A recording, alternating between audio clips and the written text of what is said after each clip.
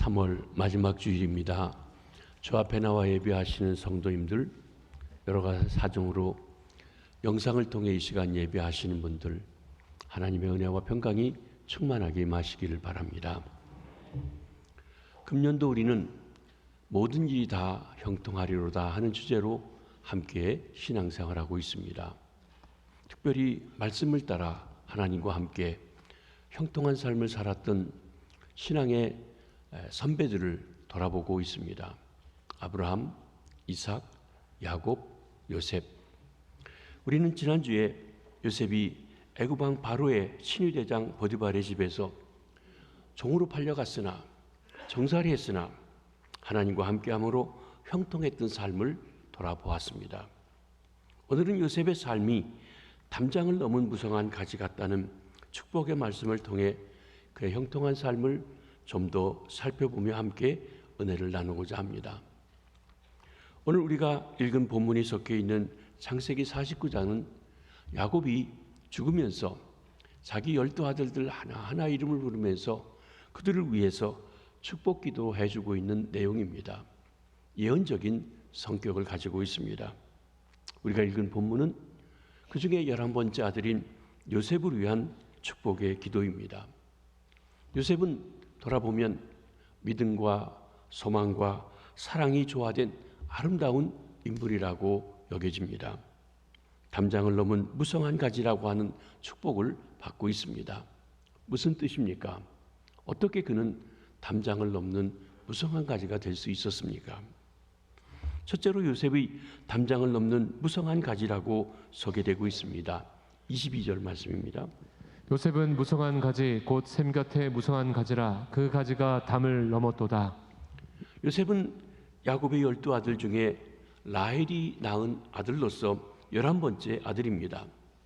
그는 청명하고 그리고 아름다운 아들로서 형제들의 시기와 질투를 받아 애굽의 종으로 팔려갔습니다. 그러나 하나님이 함께 하셔서 그의 꿈처럼 애굽의 총리가 되는 높은 사람이 되었습니다.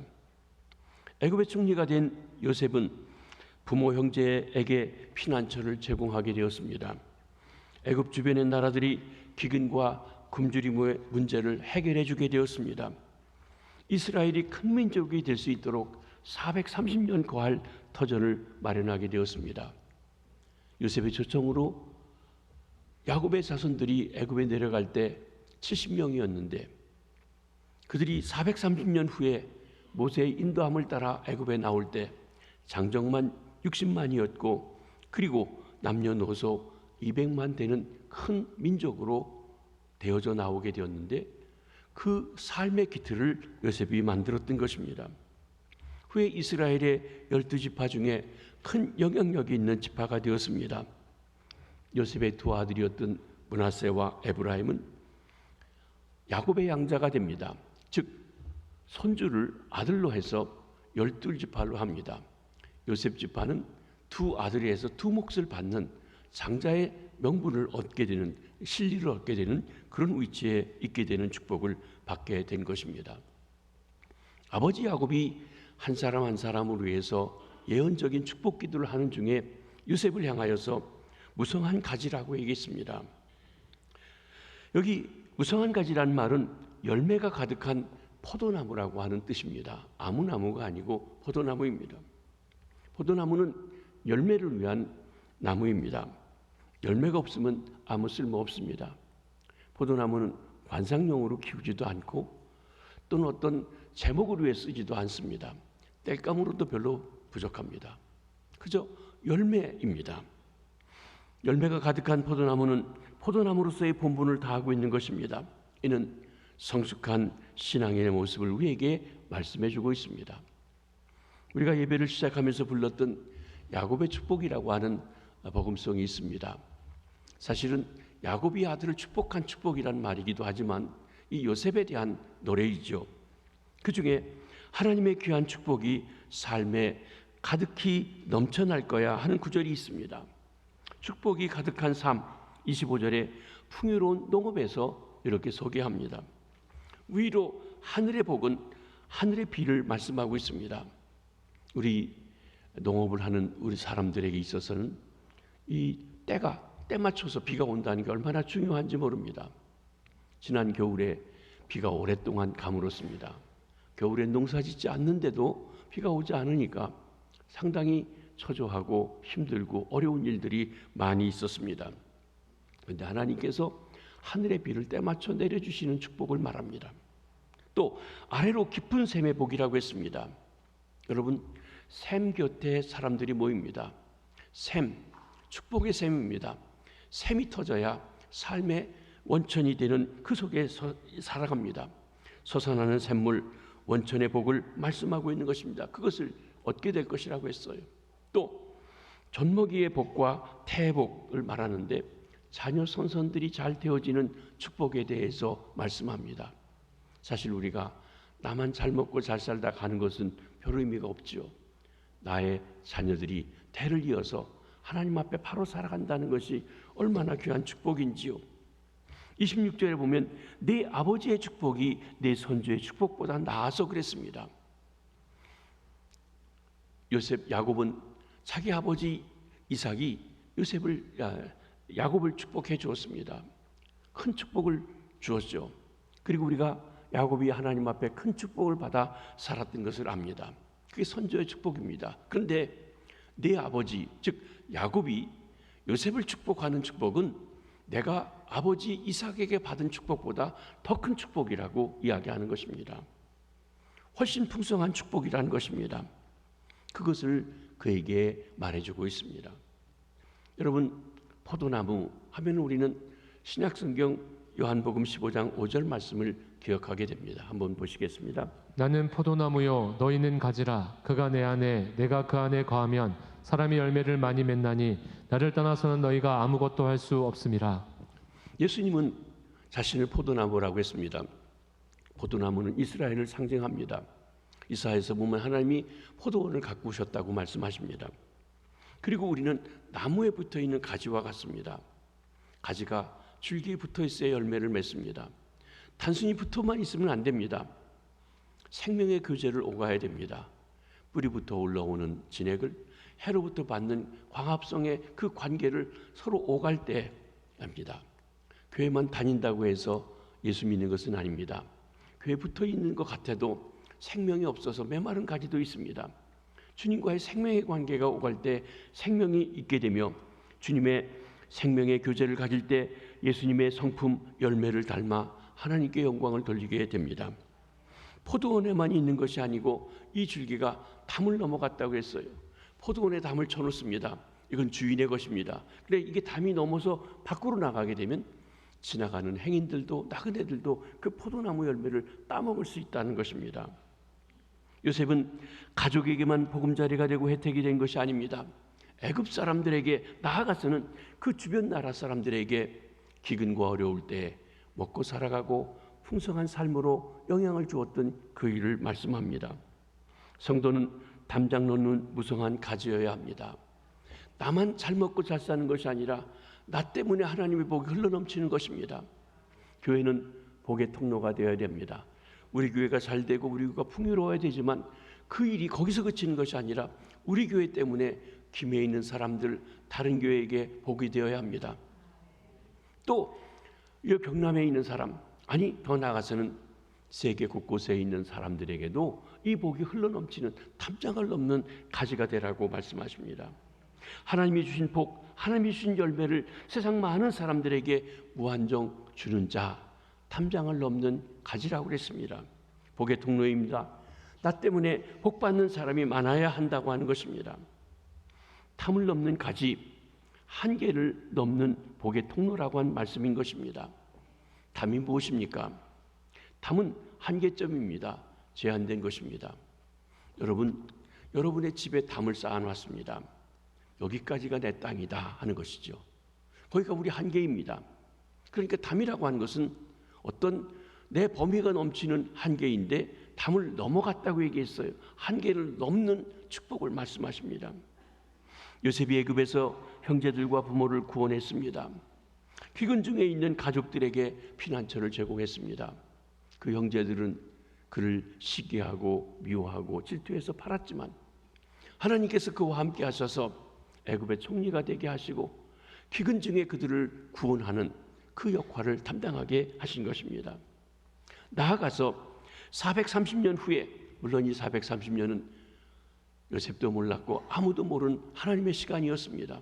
그러나 430년 후에 큰 민족을 이루어서 이제 하나님이 약속하신 터전으로 돌아가 가나안 땅을 점령하고 살아갈 수 있는 든든한 민족이 될 수 있는 기틀, 마치 그 어떤 어머니가 아이를 가지고 이 땅에 와서 태어날 아이를 낳을 수 있는 그런 것처럼 그런 기틀을, 터전을 만들게 되었던 것입니다.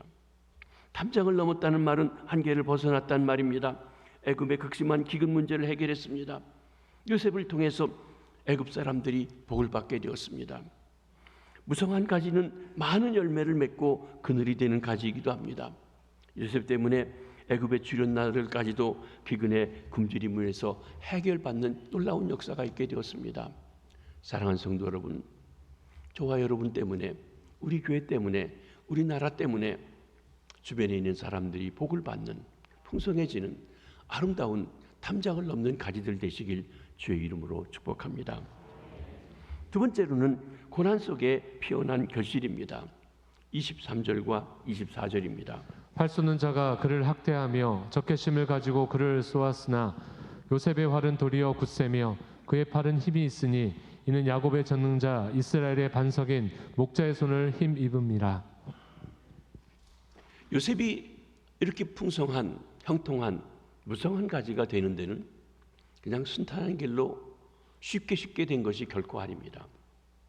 오히려 그렇게 귀한 직분에 이르도록 하기 위해서 하나님의 극심한 고난과 어려움 속의 연단을 통해서 이루어지게 되었다는 것입니다. 형제들의 시기와 질투 가운데 이스마엘 상인에게 종으로 팔려갔습니다. 여러분, 형제들을 위해서 아버지 심부름을 갔는데 형제들이 자기를 묶어가지고 구덩이에 던지고 지나가는 상인에게 팔아버렸을 때 그 심정이 어떻겠습니까? 구덩이 속에 던져놓고는 형제들이 위해서 서로 다툽니다. 죽여버리자. 죽일 것까지 없지 않느냐. 팔아버리자. 죽이자. 팔자. 후환이 없게 죽여버리자.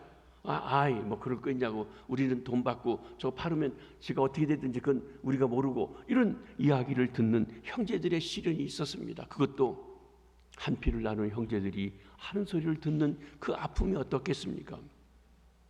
이스마엘 상인들이 요셉을 애굽 왕 바로의 친위대장 보리바의 집에 종으로 팔았습니다. 강제 노예가 되어서 남의 나라 이민 생활하게 되었습니다. 저도 이민 생활을 30년 동안 해보았지만 내가 자유로 뜻한 바가 있어서 그렇게 가서 이민 생활하는 것도 쉽지 않습니다. 차별이 있습니다. 인종차별도 있습니다. 그리고 남의 나라에 가서 산다고 하는 것이 쉽지 않습니다. 문화도 다르고 언어도 다르고 말이죠. 그런데 내가 가서 살아도 쉽지 않은 그 이민 생활을 종으로 팔려가서 억울한 가운데 한다는 것이 얼마나 고통스러웠겠습니까? 아버지의 사랑하는 아들, 그가 노예가 되었습니다. 종이 되었습니다. 신분 문제에 대한 시련입니다. 보디발의 아내가 유혹합니다. 이성의 유혹입니다. 젊은이입니다. 잘생긴 젊은이입니다. 그런데 요셉이 그 유혹을 저항하자 뜻을 이루지 못한 보디발의 아내가 요셉을 오히려 강간 미수범으로 고발합니다. 옥에 가두었습니다. 억울한 옥살이를 하는 것입니다. 여러분, 얼마나 안타깝고 원망스럽겠습니까? 여기서 만약 하나님의 얘기를 한다고 하면 우리가 그런 얘기를 할 거예요. 하나님이 계신 건가? 하나님이 정의로우신 건가? 어떻게 이럴 수 있을까? 하나님 정말 살아계십니까? 이러실 수 있습니까? 할 거예요. 왜? 그렇게 바르게 살아보려고 몸부림치는 요셉에게 이런 시련을 겪게 하신다니 말도 안 됩니다. 하나님, 당신 정말 계십니까? 아마 이런 얘기를 하고 싶을지 모릅니다. 그러게 하나님의 일은 중간에서 평가하면 이해하지 못합니다. 끝까지 가봐야 됩니다. 그 옥에서 만난 술 맡은 관원장, 그의 꿈을 해석해 줍니다. 당신이 3일 후면 다시 들림받을 것입니다. 그랬더니 그 술 맡은 관원장이, 만약 네게 꿈의 해석대로 그렇게 된다면 내가 너를 옥에서 나가도록 도와주겠다, 철석같이 약속을 합니다. 아마 요즘 우리 어린이들 말로 하면 손가락을 걸고 도장을 찍고 다 카피해서 서로 나눠 가진 거예요. 그런데 2년 동안 아무 소식 없이 잊어버리고 맙니다. 배은망덕의 고통입니다. 요셉은 고난 속에서 만신창이가 되었습니다. 절망의 상황입니다. 23절 말씀을 보십니다. 활 쏘는 자가 그를 학대하며 적개심을 가지고 그를 쏘았으나, 여기 야곱은 그의 아들의 그 상황을 한마디로 표현했습니다. 활 쏘는 자가 그를 학대하며 적개심을 가지고 그를 쏘았으나. 활 쏘는 자가 그를 학대했다. 활 쏘는 자가 누구입니까? 요셉 개인의 과거에 닥쳤던 모든 대적 세력들, 미움의 세력들, 그를 박해했던 그 세력들이 활 쏘는 자입니다. 대놓고 지금 활을 겨누고 있습니다. 얼마나 두렵고 떨리는 일입니까? 적개심을 가지고 그를 쏜다고 그랬습니다. 원수들이 요셉을 자극합니다. 쏘고 있습니다. 그를 잡기 위해서 덫을 놓고 그리고 넘어뜨리려고 합니다. 그러나 요셉은 그러한 고난을 극복하고 절망의 담을 넘어섰습니다. 담장 넘은 큰 가지로 자라갔다고 했습니다. 24절 말씀입니다. 요셉의 활은 도리어 굳세며 그의 팔은 힘이 있으니 이는 야곱의 전능자 이스라엘의 반석인 목자의 손을 힘입음이라. 우리가 하나님이 함께 한다고 푸른 초장 맑은 시냇가만 가는 것은 아닙니다. 언제나 잔잔한 배를 타고 콧노래 부르며 지나가는 그런 일만 있는 것은 아니라는 것입니다. 하나님이 함께 하는데 우리가 눈물골짜기를 지나갈 때가 있습니다. 목자가 함께하고 하나님이 함께 하는데 사망의 엄침한 골짜기를 지나가게 하신다는 것입니다. 근데 중요한 것은 그때도 주님께서 우리와 함께 하십니다. 고난 속에도 환난 속에도 죽음의 그림자가 드리울 때에도 하나님이 함께 하신다는 것입니다. 하나님께서 우리를 단련하여 정금같이 나오게 하십니다. 하나님께서 우리를 단련하여 풍부한 곳에 이르게 하십니다.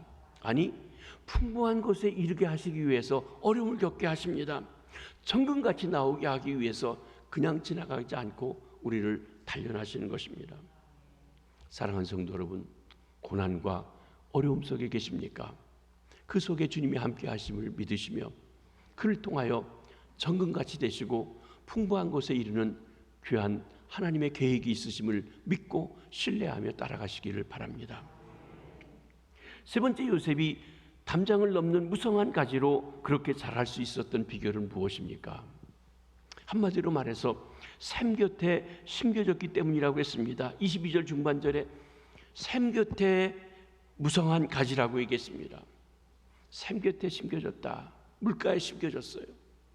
비록 가뭄이 심한 지역입니다. 사막 지역이라 할지라도 샘 곁에 심겨진 나무는, 오아시스 곁에 심겨진 나무는 그와 같은 자연재해를 얼마든지 이길 수 있는 힘이 있는 것입니다. 여기 가뭄의 상징은 요셉이 그의 태적자들로부터 극심한 고난을 당한 것을 말해줍니다. 그에 비해서 샘은 물의 근원이시고 생명의 근원이신 하나님이신 것입니다. 샘은 하나님입니다. 샘은 그의 하나님이신 것입니다. 예레미야 2장 13절의 말씀을 한번 보십니다. 내 백성이 두 가지 악을 행하였나니 곧 그들이 생수에 근원되는 나를 버린 것과 스스로 웅덩이를 판 것인데 그것은 그물을 가두지 못할 터진 웅덩이들이니라. 예레미야 당시에 하나님의 백성이라고 불리워지는 이스라엘 백성들에 대해서 하나님께서 말씀하시는 것입니다.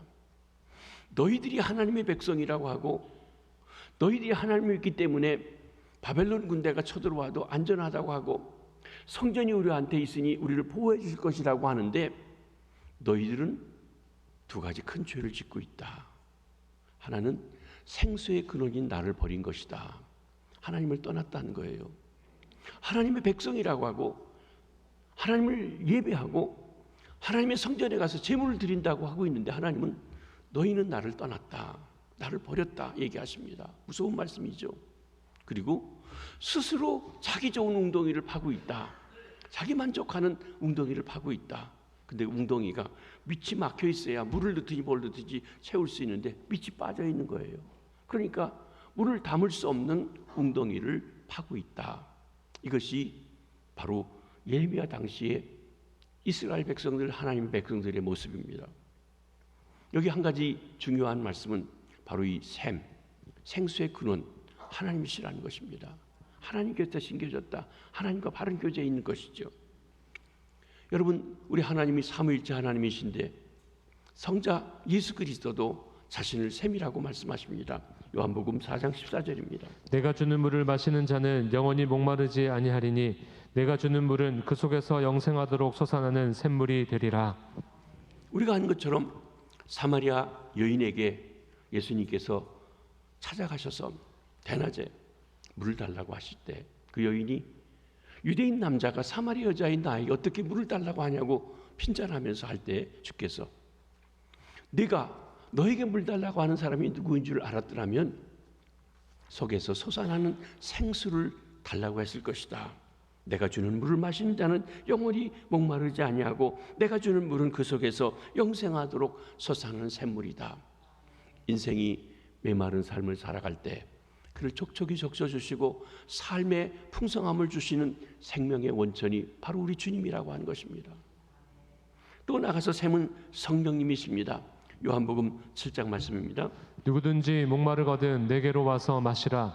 나를 믿는 자는 성경의 이름과 같이 그 배에서 생수의 강이 흘러나오리라 하시니 이는 그를 믿는 자들이 받을 성령을 가르쳐 말씀하신 것이라. 여러분, 성령의 역사 속에 우리가 예수를 그리스도라고 믿고 예수를 믿을 때 성령께서 우리에게 내주하시면 그 성령님이 마치 생수의 강이 흘러넘치듯 우리의 삶을 만족하게 하고 기쁘게 하고 하늘의 평강을 채워주시는 그 역사를 해주신다는 것입니다. 이렇게 아버지 하나님, 아들 하나님, 성령 하나님 그 관계 속에서 가까이 할 때 우리가 생수의 그릇 되신 하나님 앞에 뿌리를 내리고 살아가는 것입니다. 요셉이 하나님께 뿌리를 내리고 살았습니다. 요셉은 하나님을 믿고 의지하는 믿음의 사람이었습니다. 그가 17살 때까지 아버지 곁에 있었는데 그때까지 아버지를 통해서 그는 믿음의 말씀 하나님에 대해서 배웠습니다. 그 나머지 일생은 하나님이 없는 이방 문화 속에 들어가 삽니다. 이게 보면 17살 되는 요즘으로 하면 청소년기까지 신앙이 다 굳어질 수 있다는 것이에요. 얼마든지 그 신앙을 가지고 살아갈 수 있다는 것입니다. 이것이 우리가 다음 세대 교육이 중요한 것입니다. 어린이 교육이 중요합니다. 청소년 교육이 중요합니다. 왜냐하면 그때 그들이 믿음이 있으면 혼자 버려져서 이방 사람들이 살고 우상을 섬기는 지역에 살아가더라도 거기서 믿음을 가지고 샘 곁에서 살아갈 수 있는 힘이 된다는 것이에요. 요셉이 형제들의 시기 질투 그를 팔아 종이 되게 했어도 하나님을 의지하고 하나님께 뿌리를 내리고 살아갑니다. 강간 미수범이라고 하는 불미스럽고 억울한 누명을 쓰고 옥에 갇혔을 때에도 하나님을 의지하고 하나님께 뿌리를 내리고 살아갑니다. 내가 나가서 너를 구해주겠다고 설사같이 약속했지만 배은망덕하게도 그 일을 잃어버리고 살아가 있는 그에게 그 속에서도 하나님을 의지하고 하나님께 뿌리를 내리고 살아가고 있습니다. 그리해서 마침내 담장을 넘어가는 그런 풍성한 가지로 자라갈 수 있었던 것입니다. 24절 말씀을 보십니다. 요셉의 활은 도리어 굳세며 그의 팔은 힘이 있으니 이는 야곱의 전능자 이스라엘의 반석인 목자의 손을 힘입음이라. 적군이 쏘는 화살을 이기면서 오히려 요셉이 활을 가지고 굳세게 하는데 그 팔이 힘이 있다고 했어요. 그런데 여기 중요한 말씀은 요셉의 팔이 힘이 있는 이유는 요셉 자체가 강한 것이 아니라 이는 야곱의 전능자 이스라엘의 반석인 목자의 손을 힘입음이라. 하나님께서 그와 함께 하셔서 힘이 되시고 돕는 손으로 같이 하셨기 때문에 이 모든 것을 이길 수 있었다는 것이에요. 여러분, 우리가 하나님을 아버지라고 예수님을 주님이라고 부르고 있습니다.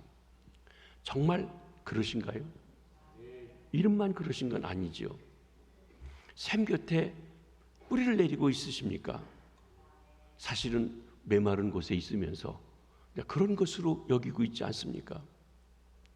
예레미야 때처럼 우리는 하나님의 백성이라고 하는데 실제로는 하나님 생수의 근원 된 하나님을 버리고 나 죽은 웅덩이 파고 살고 있지는 않은지요. 그렇습니다. 하나님이 도우시기 때문에 전능자이신 이스라엘의 반석인 목자의 손을 힘입었기 때문에 그가 하나님의 도우심 속에 살아갈 수 있었습니다. 25절 말씀도 보십니다. 내 아버지 하나님께로 말미암나니 그가 너를 도우실 것이요 전능자로 말미암나니 그가 내게 복을 주실 것이라.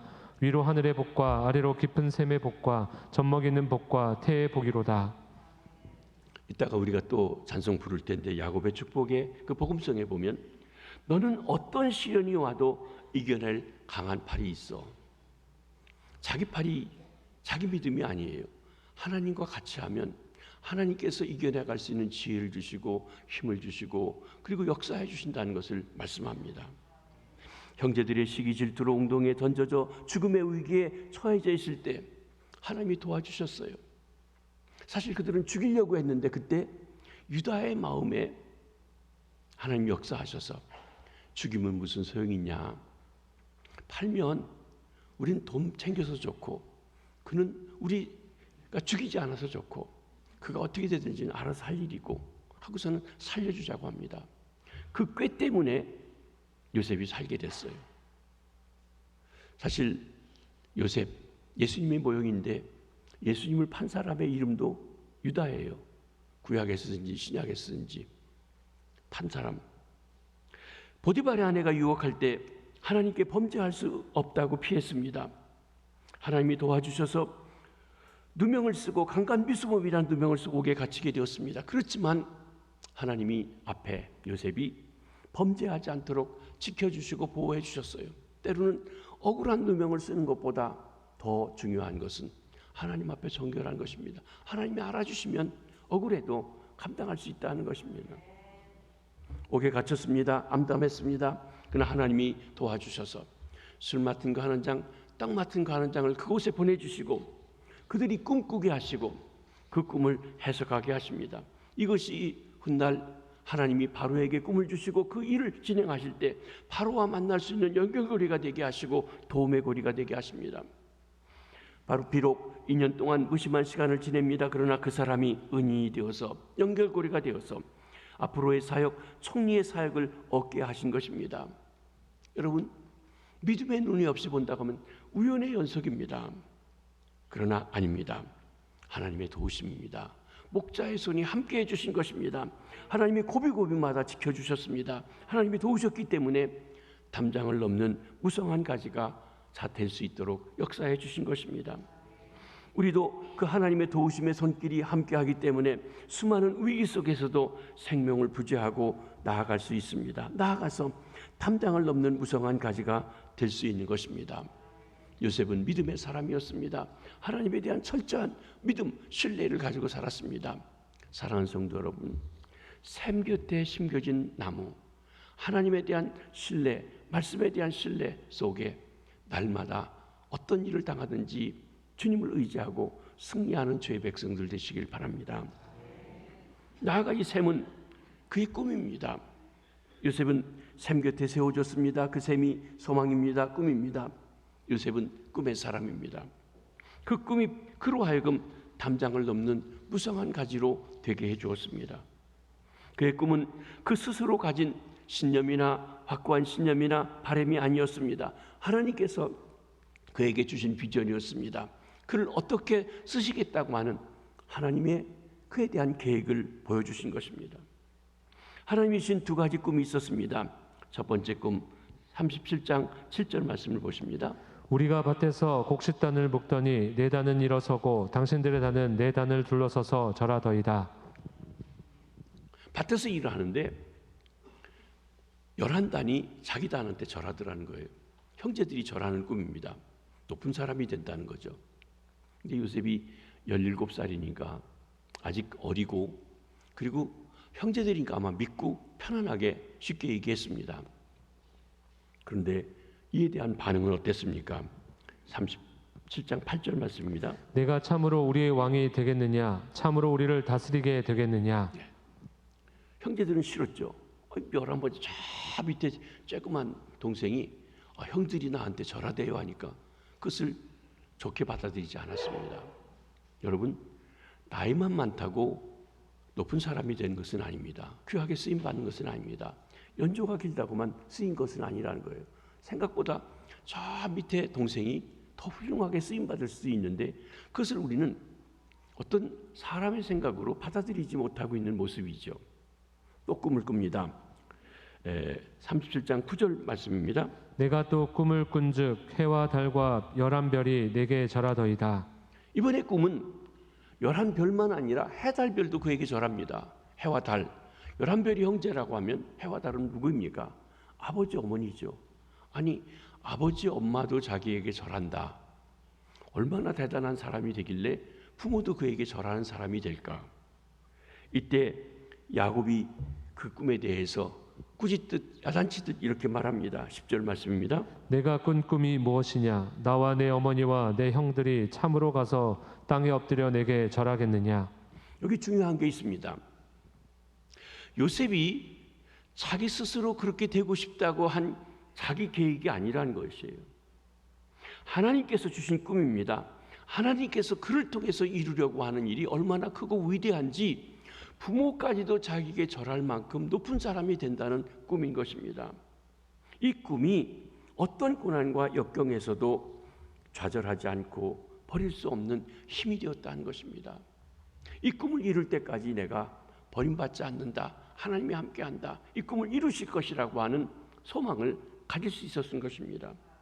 나에게 하나님이 주신 꿈이 있었으니 나는 죽지 않고 살아서 그 꿈을 이루게 될 것이다 한 것입니다. 소망입니다. 이 꿈이 요셉이 애굽의 총리가 됨으로 이루어지게 되었습니다. 요셉은 꿈의 사람입니다. 하나님께로부터 받은 또 하나의 약속이 있었습니다. 가나안 땅에 대한 약속입니다. 근데 요셉의 꿈은 그가 애굽의 총리가 됨으로 끝난 것이 아니었습니다. 요셉에게는 어쩌면 그의 생애 동안 이루지 않을 더 큰 꿈을 가지고 있었습니다. 그것은 하나님이 그의 증조 할아버지인 아브라함에게 주신 것입니다.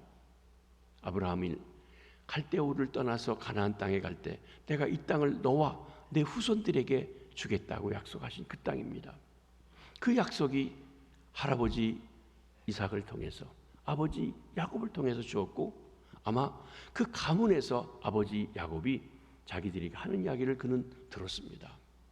이 땅, 가나안 땅이 우리가 평생 하나님의 유업으로 살아갈 땅이라고 한 것입니다.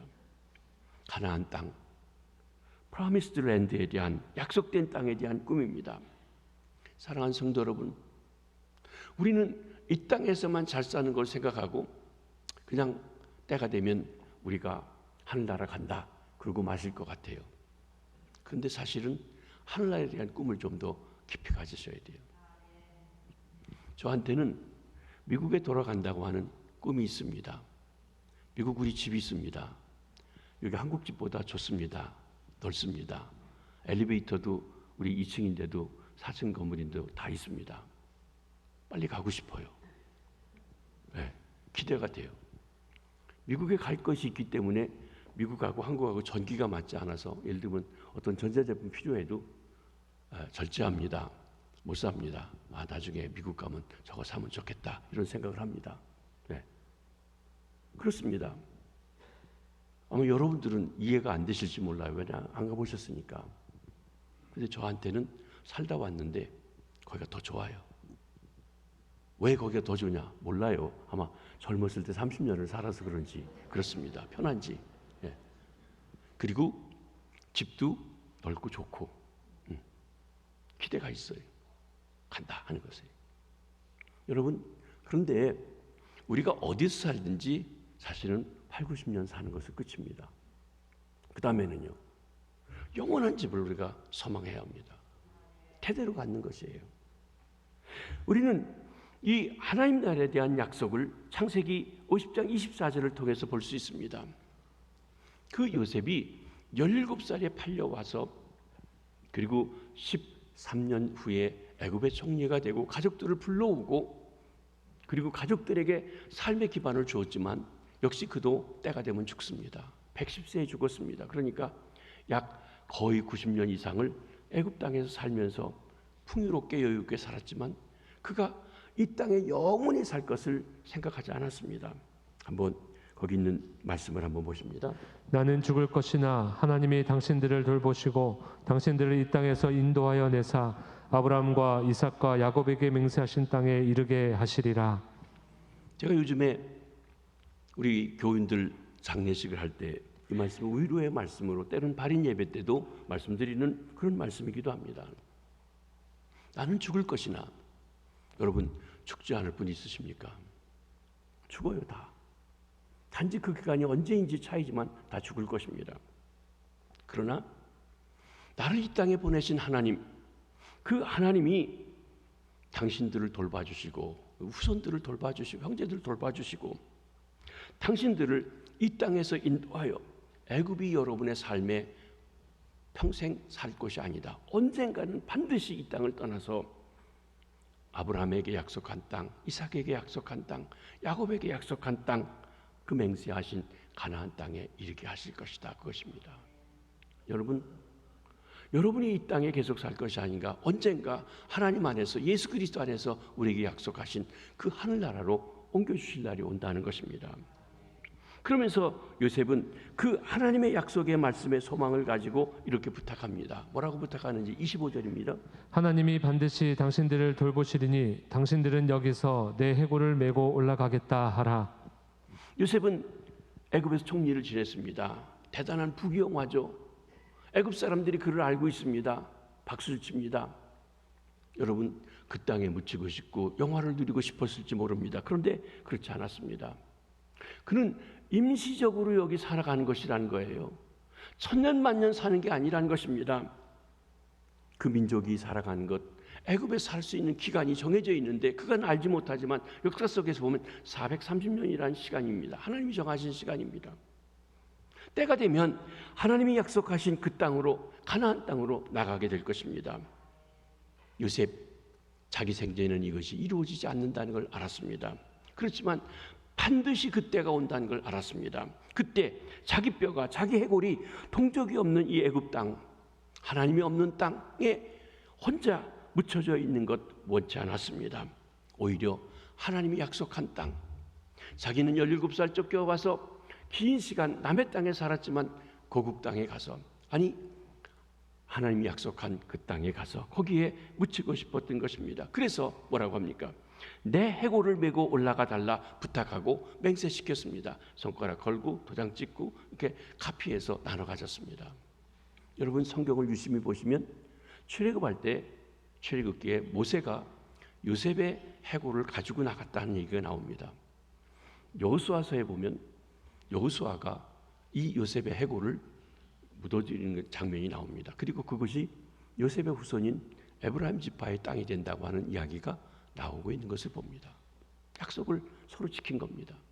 그리고 요셉이 생각했던 언젠가 반드시 이 애굽 땅, 이 풍요로운 땅을 떠나서 약속의 땅에 갈 때가 있는데 그 약속의 땅에 갈 때 내 해골을 가져가 달라. 그는 현실에 대한 꿈이 아니라 자기 생에 이루지 못할 것이지만 하나님이 반드시 우리 가문을 통해서, 우리 나라를 통해서 이루실 그 일을 소망하고 꿈을 꾸고 나갔다고 하는 것을 보게 되는 것입니다.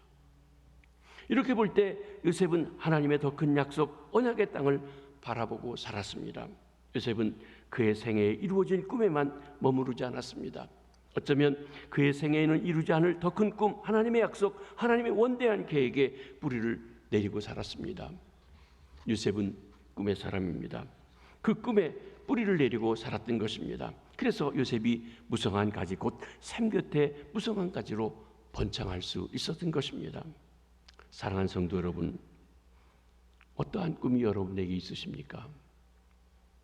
그것이 여러분의 바람이고 소원이고 이렇게 됐으면 좋겠다는 기대입니까? 아니면 하나님께서 여러분을 통해서 하시고자 하시는 어떤 일이십니까?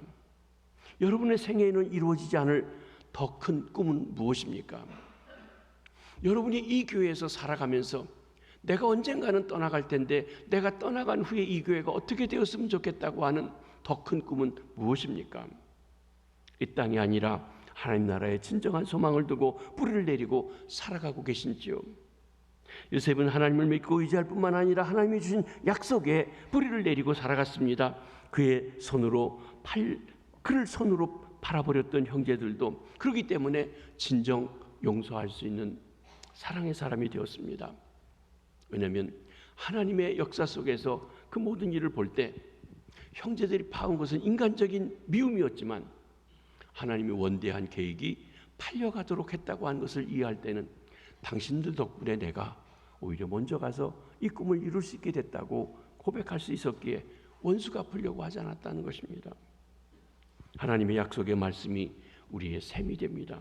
그 샘에 우리의 뿌리를 내리면 마르지 아니하고 시절을 쫓아 열매를 맺게 됩니다. 금년도 우리 교회 표어의 말씀이 시편 1편 말씀인데 한번 2절 3절 말씀을 보겠습니다. 오직 여호와의 율법을 즐거워하여 그의 율법을 주야로 묵상하는도다. 그는 시냇가에 심은 나무가 철을 따라 열매를 맺으며 그 잎사귀가 마르지 아니함 같으니 그가 하는 모든 일이 다 형통하리로다. 여러분, 구약성경에 흐르고 있는 말씀이 시편에 와서 종합적으로 시편 1편은 말씀하시는데, 여기 샘 곁에 심겨진 나무가 되는 샘이 무엇입니까? 하나님의 말씀이에요. 율법이에요. 그래서 여호와의 말씀을 즐거워하는 게 샘 곁에 사는 거예요. 하나님과 함께 사는 거예요. 여러분, 하나님 말씀을 얼마나 읽고 계십니까? 여러분이 평생 예수 믿으면서 성경을 몇 번이나 읽어보셨습니까? 전에 우리 교회에 계셨던 어떤 목사님은 세례받으러 와 세례분답하면서 성경을 한 번도 안 읽었으면 세례 안 주셨다는 말씀도 있어요. 그게 우리 교회 전통이 되면 될 것 같아요. 저는 그렇게 못했습니다만, 직분을 맡아서 일하면서도 성경 한 번도 안 봤다고 하면 하나님 곁에 심겨졌다, 하나님과 함께한다 할 수 있을까요?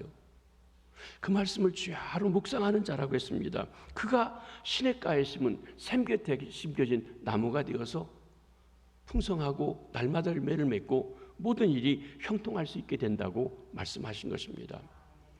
내가 하나님 말씀을 즐거워하고 말씀대로 살아갈 때 악인들의 꾀를 쫓지 않고 죄인의 길에 서지 않고 오만한 자의 자리에 앉지 않는 시에도 하나님께서 역사해 주시는 것입니다. 그리고 제한된 담장을 넘어가는 무성한 가지가 된다고 했습니다.